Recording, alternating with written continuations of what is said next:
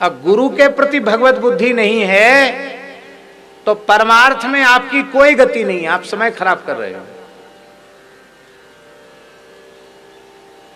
भक्ति पूर्वक पहले गुरु तत्व में भगवत तत्व को स्वीकार करो।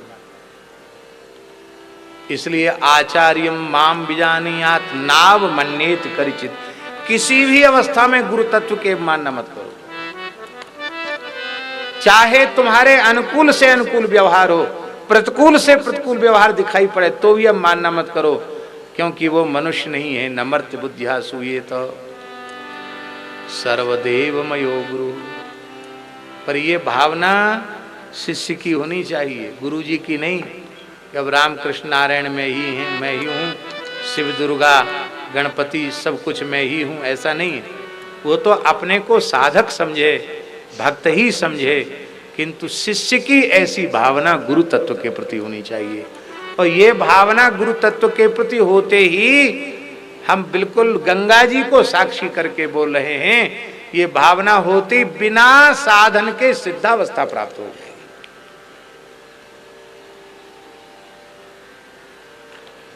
बहुत ऊंची बात है ये, हल्की बात नहीं है। बिना साधन के सिद्धावस्था प्राप्त हो।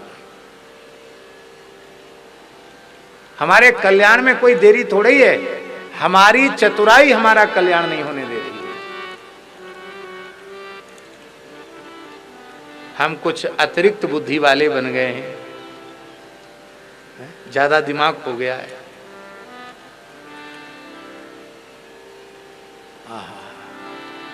गुरु तत्व के रूप में साक्षात भगवान है। अच्छा एक बात बताओ, यदि ऐसा विश्वास हो जाए कि गुरु साक्षात भगवान है, तो फिर इसके लिए रोना धोना क्यों कि हमको भगवान का दर्शन नहीं हुआ?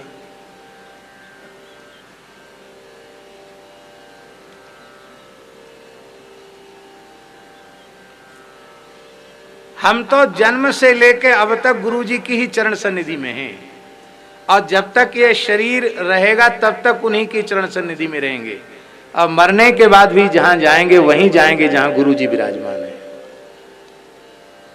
यदि गुरु तत्व में भगवत भाव हमारा है तो, नहीं तो गुरुजनों के निकट रहकर भी आप गुरु जी के पास नहीं है। एकदम उनके शरीर से सट के रहने पर भी आप उनके पास नहीं।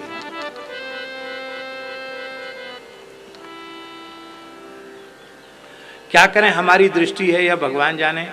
हमको तो राम जी के समस्त दिव्य गुण अपने पूज्य गुरुदेव में दिखाई पड़ते हैं, तो हमको तो लगता है भगवान की हमें प्राप्ति होगी।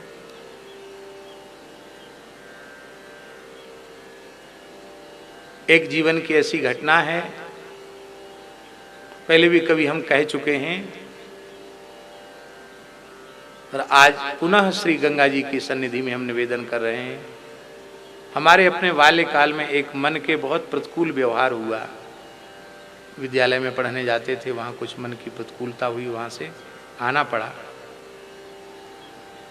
तो हमको मन में इतनी पीड़ा थी कि हमने ये 2 प्रार्थना, गांव की जो जगदम्बा दुर्गा जी हैं उनसे 2 प्रार्थना की, बहुत आर्त हृदय से, या तो हमारी मृत्यु हो जाए या हम यहाँ से बहुत दूर कहीं चले जाएं, हम यहाँ नहीं रहना चाहते।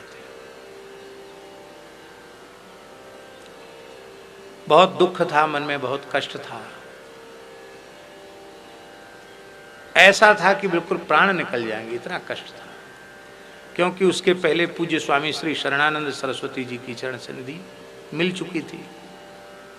उसी रात्रि को हमने एक स्वप्न देखा, जिस दिन की यह घटना है।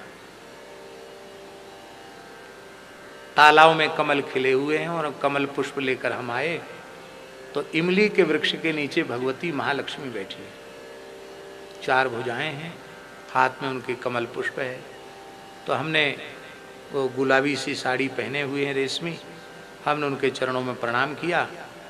तो और जो कमल फूल लाए थे तालाब से वो सब उन्हीं के चरणों में अर्पित कर दिए। उन्होंने उठाकर हमको गोद में ले लिया, मस्तक सूंघा, मुख चूमा, और उनके नेत्रों से अश्रुधारा बह रही थी। और उन्होंने कहा कि बेटा, मरने का संकल्प त्याग दो। अब तुम्हारे दुखों का अंत हो गया है। आज के तीसरे दिन भगवान आएंगे और तुमको ले जाएंगे। आज के तीसरे दिन तुमको भगवत प्राप्ति हो जाएगी।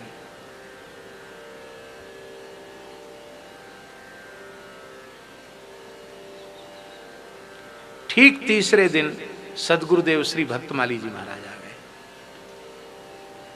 ठीक तीसरे दिन, और वे अपने साथ वृंदावन ले आए।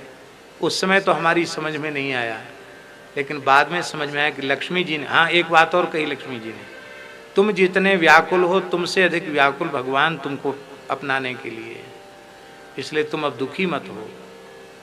तो हमको यही अनुभव में आया कि जो भगवती लक्ष्मी जी ने कहा कि तीसरे दिन भगवान आकर तुमको ले जाएंगे, तो वो और कोई भगवान नहीं थे, वो भक्तमाली जी भगवान थे जो हमको लेके चले गए।